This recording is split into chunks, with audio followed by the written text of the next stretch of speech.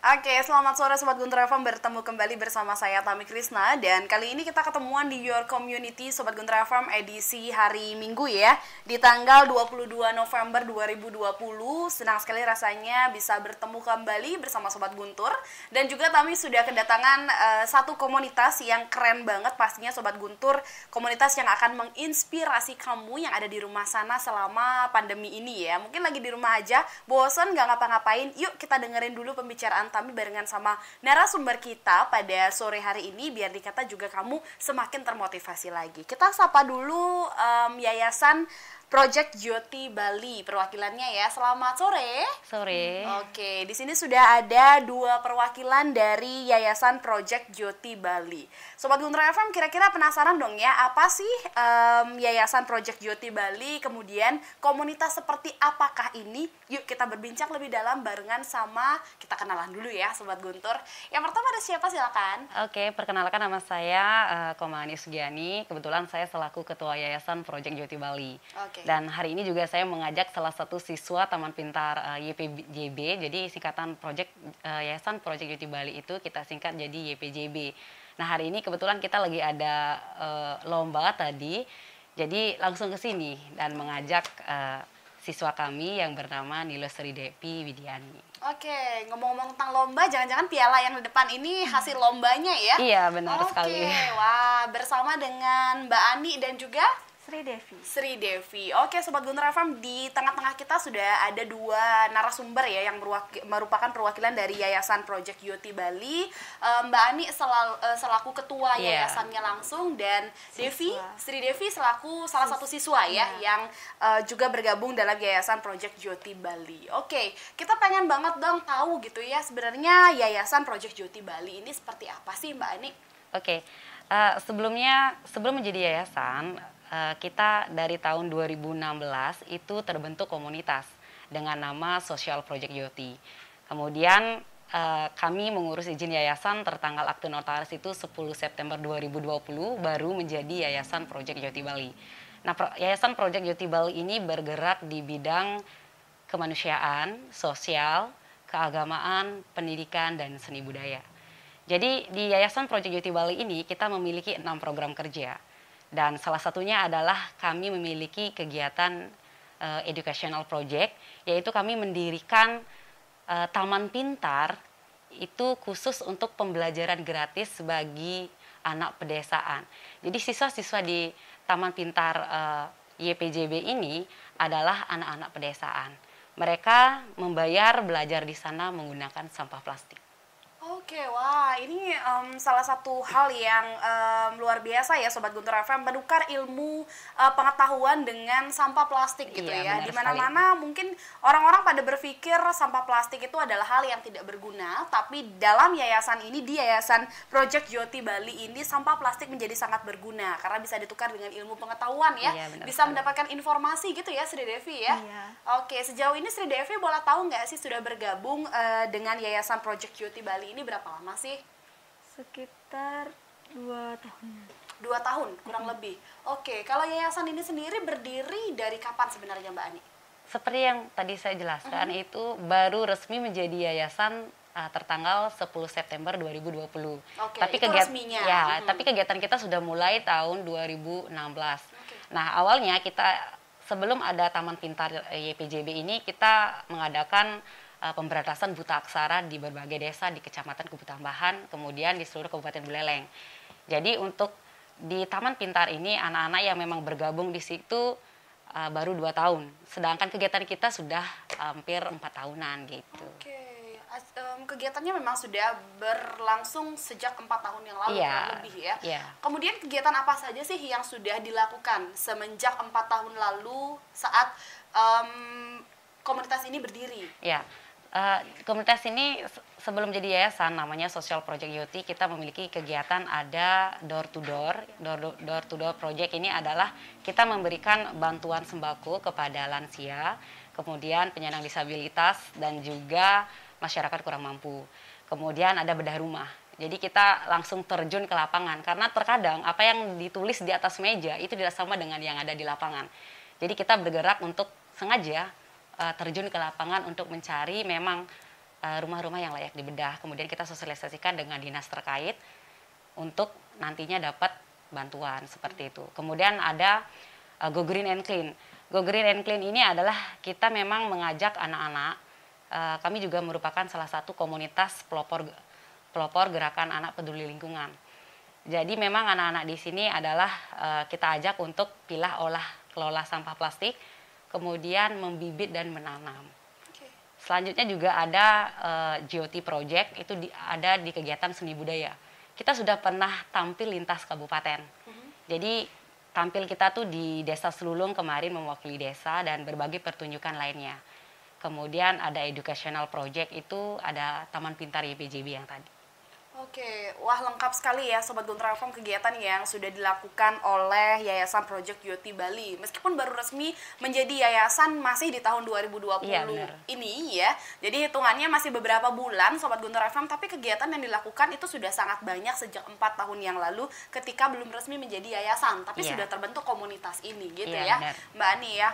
Kegiatan yang dilakukan juga banyak sekali. Salah satunya adalah bedah rumah ya. Itu kayaknya awal Tami mendengar tentang Yayasan Project Yoti Bali ini, Tami kira hanya berfokus kepada educational program saja gitu kan, hanya orientasi terhadap pendidikan gitu, anak-anak gitu ya. Ternyata banyak ya Mbak Anik ya. Iya memang kita pada dasarnya awalnya kita kan sosial. Jadi sosial itu adalah masyarakat kurang mampu.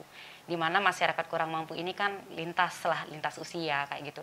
Jadi untuk fokusnya di educational project kita memang pemberdayaan anak-anak. Kenapa saya membentuk Taman Pintar YPJB ini adalah karena saya melihat sekarang anak-anak itu sudah mulai interaksinya kurang, interaksi sosialnya kurang karena pengaruh smartphone-nya seperti itu. Jadi di Taman Pintar ini adalah anak-anak selain belajar secara akademik, non-akademiknya juga diasah. Jadi di kegiatan di Taman Pintar yang memang kita memperdayakan anak-anak itu setiap hari ada kegiatan. Misalnya hari Senin itu ada menari, kemudian Selasa ada yoga, Rabu ada Go Green and Clean. Kita pilah olah sampah plastik itu menjadi bantal tempat duduk dan juga ekobrik. Kemudian di Kamis dan Jumat itu ada karate inkai. Kebetulan siswa yang saya ajak di sini adalah kita sudah 2 kali mengikuti ujian kenaikan tingkat karate inkai dan berturut-turut kami mendapatkan best of the best di Kabupaten Buleleng. Dan yang mendapatkannya adalah Sri Devi yang saya ajak hari ini. Kemudian di hari Sabtunya itu kita ada seni budaya. Jadi seni budaya ini kita sengaja membuat kreativitas yang memang original yayasan. Dan hari Minggunya kita belajar akademik matematika, kemudian ada bahasa Inggris dan juga ada pendidikan karakter. Wah, berarti lengkap juga ya pelajaran yang didapatkan oleh anak-anak yang memang merupakan siswa dari Yayasan Project Yoti Bali ini. Berarti anak-anak yang tergabung dalam yayasan ini, mereka hanya tinggal membawa sampah plastik saja? Iya, benar. Wow, banyak ya biasanya. Berarti Devi selaku salah satu siswa yang sudah berkecimpung di yayasan ini selama 2 tahun. Boleh tahu nggak sih cari sampah plastiknya di mana aja nih? Atau jangan-jangan di rumah aja udah cukup rasanya? Kalau nyari sampah plastik di rumah aja udah cukup. Udah cukup ya? Kadang nyari juga di jalan, di depan rumah. Tapi itu sekali lagi enggak yang ini ya, maksudnya ketika ketemu dengan sampah lalu diambil, kemudian nanti ditukarkan gitu ya, Mbak Ani ya. Tapi kalau boleh tahu Mbak Ani, berarti banyak sekali siswa-siswa yang membawa sampah plastik gitu kan ke sana. Ini sampah plastiknya diapain sih Mbak Ani? Jadi sampah plastik yang dibawa anak-anak itu ada 2. Anak-anak bisa membawa sampah plastik dan juga ekobrik. Jadi ekobrik itu sudah tidak lagi membawa sampah. Nah, sampah plastik ini kita punya bank sampah yang kita sudah berkoordinasi dengan bank sampah induk. Kebetulan juga anak-anak yang memang nantinya sampah itu kan ada yang bernilai atau yang tidak bernilai di bank sampah. Jadi yang bernilai itu kita tabung dan uang hasil dari tabungan itu kita tukarkan menjadi sembako atau perlengkapan sekolah. Kemudian yang tidak bernilai harganya di bank sampah kita pilah, olah dan kelola seperti itu. Oke, Iya. wah bener-bener ini ya, positif sekali Sobat Guntur FM kegiatan yang ada di Yayasan Project Joti Bali. Tapi sejauh ini Mbak Ani, semenjak 4 tahun Mbak Iya, Ani benar. sudah kurang lebih melakukan kegiatan sosial ya, bisa dikatakan ya, di Yayasan Project Joti Bali yang dulu namanya Sosial Project Joti. Project Joti gitu Iya. ya, sekarang sudah menjadi yayasan ya di Iya. tahun 2020. Apa sih yang memotivasi Mbak Ani gitu sampai akhirnya memutuskan oke lah aku harus membuat eh, komunitas sosial ini gitu? Ada nggak sih hal-hal yang mungkin mendasari entah itu kekhawatiran sendiri atau apa? Ya benar. Jadi saya mendirikan Yayasan Project Joti Bali ini adalah bagi saya ini adalah perjalanan hati. Di mana awalnya saya suka traveling dan ketika saya melihat ke lingkungan ternyata masih ada saudara kita yang masih rumahnya tidak layak, kemudian masih perekonomiannya masih di bawah. Nah dari sanalah saya terketuk untuk membuat sebuah gerakan sebagai agen of change untuk masyarakat kurang mampu. Kemudian ketika saya melihat juga di desa saya, Sekretariat Yayasan Project Joti Bali ini di Desa Mengening, Kecamatan Kuputamaan, Kabupaten Buleleng, itu pendidikannya masih, bagi saya itu masih kurang. Karena untuk sarjana pun masih bisa dihitung oleh jari gitu. Ada yang bahkan tamat SMP, kemudian tidak tamat SMA dan sebagainya. Jadi itulah kenapa saya harus, apa sih yang kamu bisa lakukan untuk lingkungan sekitarmu terlebih dahulu sebelum ngomong yang lebih luas lagi gitu. Apalagi saya kan anak desa yang memang berani bermimpi dan harus mewujudkannya seperti itu. Oke, wah, berarti berawal dari ini ya, observasi lingkungan Iya ya. benar sekali. Ngelihat lingkungan kok rasanya di sekitar kita masih banyak yang kurang gitu ya. Iya, benar. Bahkan pendidikan yang saat ini merupakan hal yang bisa dikatakan paling penting, justru kok rasa-rasanya belum semua Iya, mendapatkan benar. pendidikan yang sama gitu ya. Sampai akhirnya membuat komunitas sosial ini gitu Iya, ya Mbak iya, Ani benar, ya. ya. Kemudian Mbak Ani boleh tahu nggak sih, ini tentunya Mbak Ani nggak akan sendiri kan? Iya, Nggak pastinya, sendiri, ya. tapi didukung juga oleh beberapa orang. Sampai saat ini ada berapa sih pengurus yang ada di Yayasan Project Joti Bali? Kalau pengurusnya yang sesuai dengan struktur organisasinya itu ada sekitar 14 orang. Kemudian kami memiliki relawan-relawan yang istilahnya volunteer. Dan juga kami mengajak beberapa dosen untuk pengabdian di yayasan kami. Kemudian sudah ada dosen dari salah satu kampus di Kabupaten Buleleng yang memang sudah pengabdian di situ. Jadi kita memang memiliki selain pengurus, volunteer dan juga ada yang pengabdian di situ gitu. Oke, jadi dibagi 3 ya? Iya. Mbak Ani ya, ada pengurusnya langsung, kemudian juga ada Iya. volunteer, dan satu lagi tadi ada Ada pengabdi. dosennya, Oke, dosen pengabdian. Dosen ya, pengabdian. pengabdian Oke, pada kalau masyarakatnya. berbicara masalah volunteer gitu kan, Ya. pastinya merupakan relawan, dalam artian rela ya, mereka biasanya Ya. tidak mendapat materi Ya, ya benar. kan, tapi mereka mendapat kepuasan batin sendiri Ya. ya, karena melihat anak-anak atau mungkin orang-orang sekitarnya happy gitu ya, ikut Ya, happy. Sejauh ini ada berapa volunteer sih Mbak Ani yang ada di yayasan tersebut? Kalau sekarang itu ada pengurus sudah ada 12, kemudian volunteer yang tetap ke situ itu sekitar ada 10 orang, dan juga kami bekerja sama dengan komunitas-komunitas lain yang ada di Kabupaten Buleleng dan bahkan di Provinsi Bali seperti itu. Oke. Jadi ketika kami melaksanakan kegiatan, kami cukup share kegiatan itu di media sosial, kemudian pasti ada yang sponsorin atau yang membantu kegiatan kami gitu. Tapi kalau untuk siswa-siswanya sendiri nih, Mbak Ani, ada berapa sih siswa dari Rumah Pintar ya namanya ya? Taman Pintar. Taman Pintar, Ya. oke. Ada berapa sih? Pertama kali Taman Pintar ini terbentuk itu siswanya kami bersurat ke sekolah. Jadi siapa yang ingin belajar tambahan silakan datang, karena Taman Pintar ini terbuka untuk umum. Siapa yang ingin belajar, ayo ke sini, kita rangkul seperti itu. Jadi totalnya awalnya 124 orang. Wow. Itu dari 3 desa. Kemudian sekarang yang aktif hanya sekitar 58 orang yang aktif.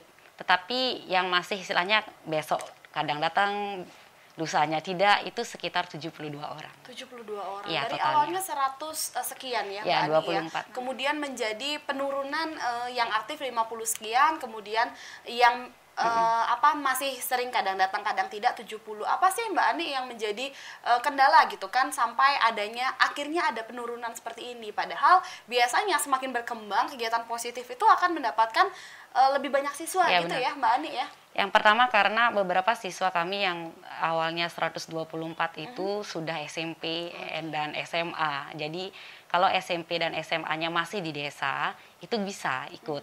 Tapi ini kan misalnya keluar kecamatan atau bahkan keluar kabupaten. Jadi itu berkurang.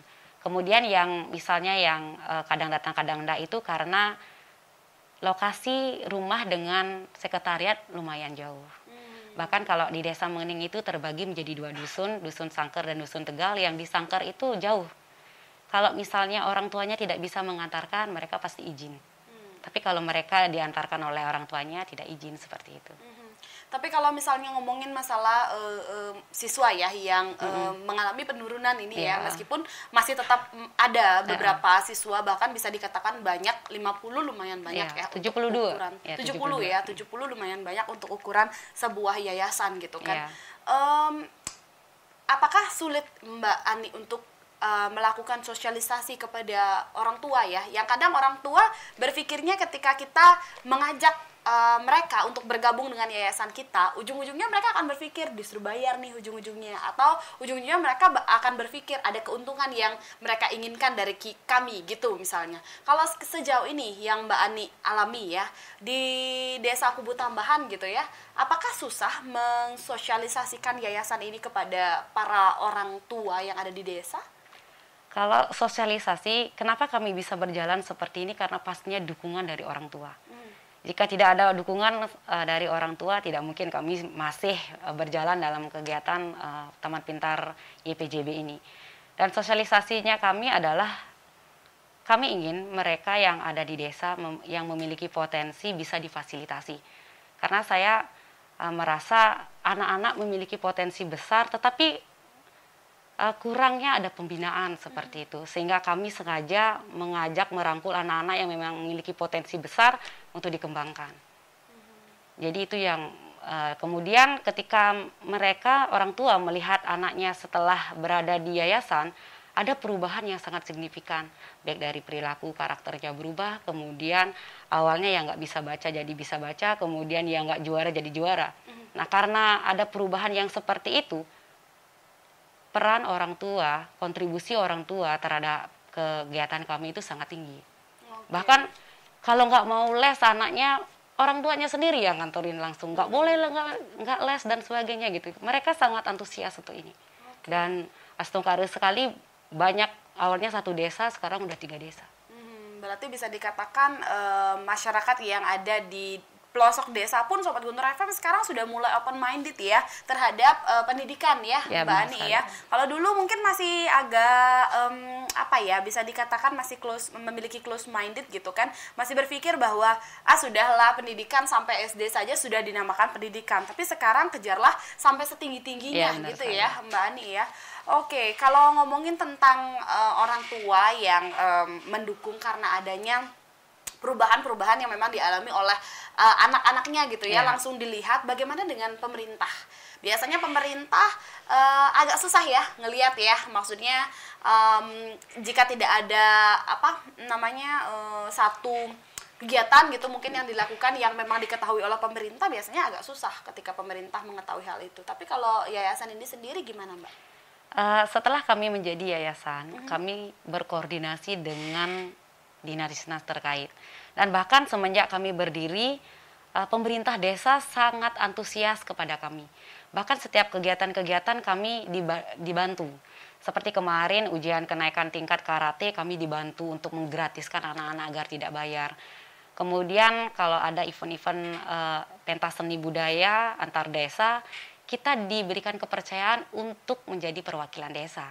Jadi kalau di Desa Mengening itu pemerintah desa sangat mendukung sekali. Kemudian kami di yayasan sudah berkoordinasi dengan dinas pendidikan sudah, dinas sosial juga sudah, kemudian dinas kebudayaan juga sudah. Jadi kami sudah koordinasi dan ingin berkolaborasi nantinya agar pemerintah juga tahu bahwa di Desa Mengening ada yayasan yang seperti ini gitu. Jadi kita memang sangat perlu sekali komunikasi. Kalau kita tidak istilahnya kita bikin kegiatan kemudian tidak berkelanjutan, ya jelek juga gitu. Jadi bagaimana kita membuat kegiatan kemudian konsisten dan berkelanjutan, itu adalah tanggung jawab kami dan itu bisa kami koordinasikan dan komunikasikan kepada dinas terkait agar nantinya kami juga dibantu dari dinas seperti itu. Oke, berarti masih sampai saat ini pemerintah dari Desa Mengening ya, Desa Mengening sendiri masih sangat support gitu ya, masih support karena memang ini adalah kegiatan positif, ini juga komunitas yang sangat positif Sobat Guntur FM. Mungkin sekarang awalnya hanya 3 desa saja, karena seperti tadi dikatakan oleh Mbak Ani selaku ketua yayasan, awalnya memang 1 desa Sobat Guntur FM, kemudian berkembang menjadi 3 desa, ya siapa tahu nanti berkembang menjadi terus ya Mbak ya, bertambah dan juga bisa semakin menyukseskan anak-anak yang ada di pedesaan. Biar dikata juga anak-anak di pedesaan nggak kalah ya sama anak-anak yang ada di kota Sobat Guntur FM. Ini pembicaraan yang sangat menarik ya Sobat Guntur, sangat menginspirasi juga, termotivasi rasanya kalau kita mendengar hal-hal positif dari orang-orang positif Sobat Guntur FM. Nanti Sobat Guntur juga bisa bertanya ya jika ada pertanyaan maupun ingin menyampaikan aspirasi seperti saran, bisa Sobat Guntur. Tapi di season kedua, setelah kita mendengarkan beberapa iklan yang akan lewat berikut ini, kita dengerin dulu ya iklannya. Silakan rekan Bagus.